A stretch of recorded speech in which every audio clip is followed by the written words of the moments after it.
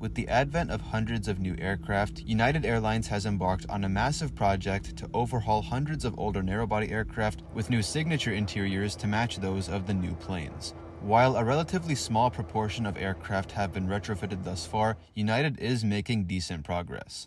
After flying from Denver to Dallas on a retrofitted 737-800 in economy, I was pleasantly surprised to see that just 2 days later, the 737-800 taking me back to Denver also sported this new cabin.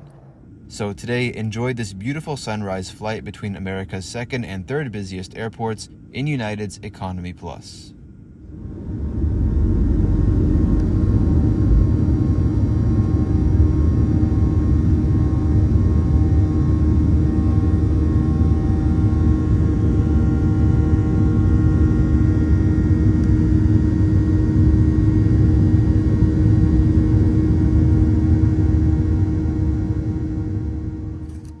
Good very early morning from DFW. It's just after 4 a.m. I'm running on about 3 hours of sleep, but you gotta do what you gotta do to catch those early flights. Thankfully, TSA, at least on this side of Terminal E, is never that busy in the early hours, and I was through in under 3 minutes. United operates from gates E4 through E9, and it only has 2 flights departing before 6 a.m., one to Houston and then our flight to Denver, so this area of Terminal E is rather calm. We're departing from E5 this morning and departing on November 76508, one of just under 40 737-800s currently sporting the new Next cabin out of the 141 examples in United's fleet. Now, when it comes to flight information, I don't think there's any airline out there that does it better than United. Passengers can view all sorts of flight details, not just in the app, but even on the gate monitors, and also leading up to your flight, United sends you an email with what to expect on board. I've covered this before, but if you happen to wonder if your aircraft will have the new Next interior, pay close attention to the seatback entertainment and Bluetooth icons, because a combination of these two indicate that your aircraft is retrofitted. United will retrofit the following aircraft types to match the newer cabins seen in their 737 MAX 8s and A321neos. At present, no 737-700s or 757-300s are retrofitted. The United 737-800 features 166 seats, with 16 in first class and 150 in economy, with either 48 or 54 seats being designated as Economy Plus, depending on the aircraft. This morning, I'm in Economy Plus Seat 8A, which, just like the rest of economy, has adjustable headrests and decent padding. The new seatbacks feature an entertainment screen, headphone jack, and both USB-A and C ports. As always, there's a tray table and then a seat pocket, but as of October 2024, the print issues of the Hemispheres magazines have been discontinued. Of course, being in Economy Plus, the legroom is great, with 34.5 inches of pitch compared to just 30 to 31 back in standard economy. Each trio of seats also comes with a pair of universal power outlets, and these new retrofitted cabins also bring larger overhead bins to the aircraft and also keeping the usual overhead panels.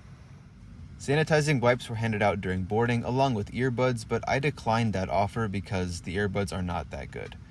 I did have someone sitting in the aisle seat next to me, but this flight was so empty, at least in Economy Plus, that people were able to move around.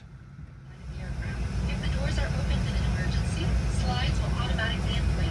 In a water landing, forward door slides detach from the aircraft. Concerns expert location. Do not use the aft exits unless advised by crew. You are seated in an exit row. You may be asked to assist the crew during an evacuation. If you are unable or uncomfortable performing exit row functions and assisting in an emergency, please ask a flight attendant to be moved. If you must evacuate the aircraft, exit path lights on or near the floor will illuminate and guide you to the exit. Look for a change in color or an exit sign to indicate that you have reached an exit. For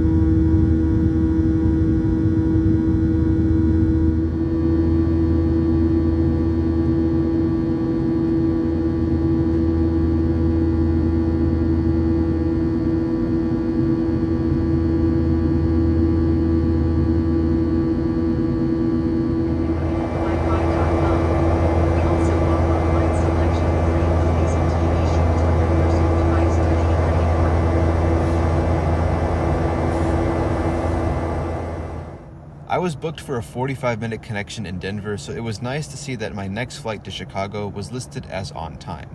Overall, I really like when airlines integrate connecting flight information into their entertainment systems. It's really helpful. The new entertainment screens overall are really easy to use, the responsiveness is great, and there's plenty of content. Though on this early morning, I only used the in-flight map. As we passed over Oklahoma, the refreshment service quickly passed by. I can't remember if any snacks were offered or any choices of drinks other than water, tea, or coffee. I was able to witness the sunset on my flight from Denver to Dallas 2 days earlier, so it was awesome to see the sun rise this time on the way back. Other than that, most of the cabin, including myself, tried to get rest for the majority of the flight. In no time, however, it was time for descent into Denver. We would approach from the southeast, flying past the airport on the downwind leg, then make a 180 and come in for landing on runway 17 left.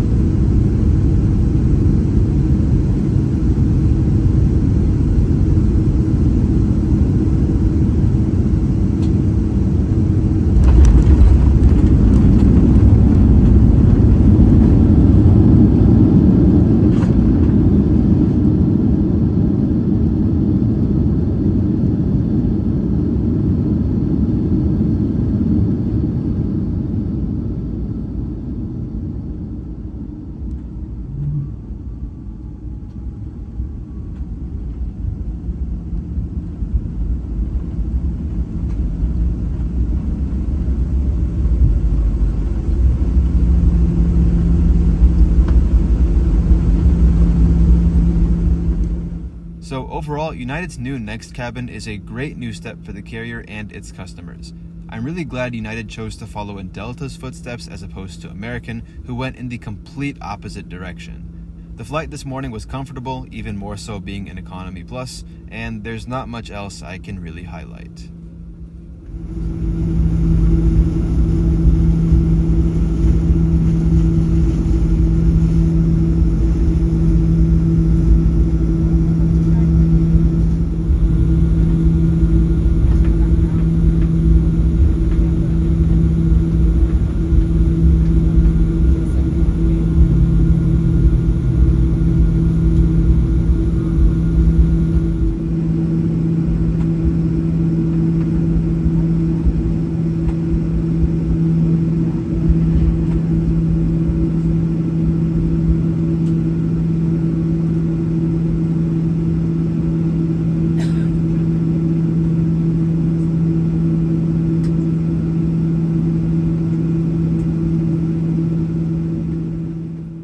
Thanks a lot for tuning in to today's video. I'd have a pretty short connection here in Denver before taking the 777 across to Chicago next, and this is where we're going to pick up next time. Until then, however, take care everyone, and I will see you very soon.